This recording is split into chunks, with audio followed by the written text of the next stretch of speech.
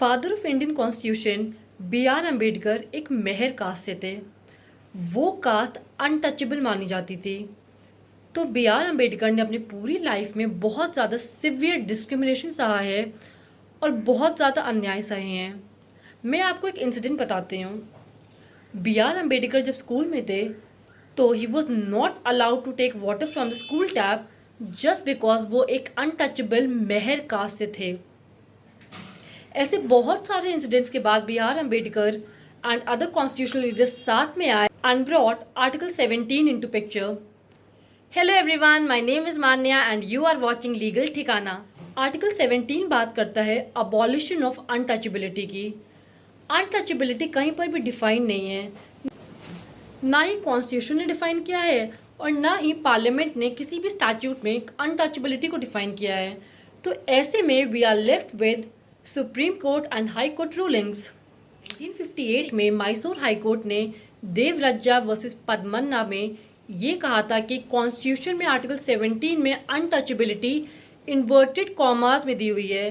तो that means हम इसका ग्रामेटिकल एंड लिटरल इंटरप्रिटेशन नहीं करेंगे, but we will understand it as a practice which has developed over the years. तो high court के ruling से हमें ये पता लगा कि हमारे देश में जन्मी एक बुराई है अनटचेबिलिटी, जो कि कुछ सेक्शंस ऑफ सोसाइटी को सिर्फ और सिर्फ उनके जन्म, उनके कास्ट के आधार पे डिस्क्रिमिनेट किया जा रहा है।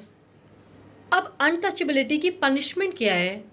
Article 35 of the Indian constitution parliament को ये पावर देता है कि वो कुछ ऐसे लॉज बनाए जो कि पनिशमेंट प्रिस्क्राइब करें for the violation of fundamental rights. मतलब कि पार्लियामेंट के पास ये पावर है कि फंडामेंटल राइट्स का वायलेशन ना हो और अगर होता है तो उसके लिए प्रॉपर पनिशमेंट प्रिस्क्राइब करें।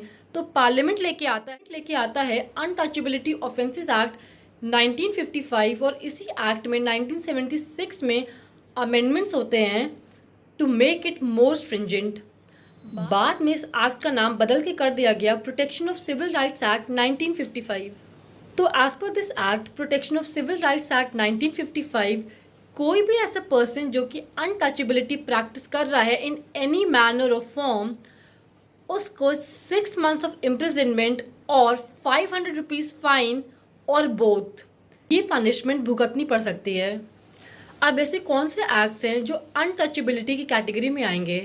तो protection of civil rights act 1955 में क्लियरली मेंशन कर दिया है कुछ कैटेगरीज ऑफ ऑफेंसेस जो कि ऑफेंस की कैटेगरी में आएंगे। फॉर एग्जाम्पल, अगर आप किसी भी पर्सन को मंदिर, मस्जिद, गुरुद्वारा, चर्च कहीं से भी जाने पे रोकते हो just because of their caste, then this is an offence.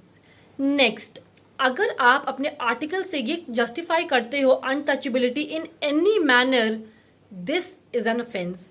अगर आप होटल, हॉस्पिटल, कहीं पे भी प्लेसेस ऑफ पब्लिक एंटरटेनमेंट की प्लेसेस में अगर आप किसी को भी रोक लगाते हो just because of the basis of their caste, this is an offence as per the act.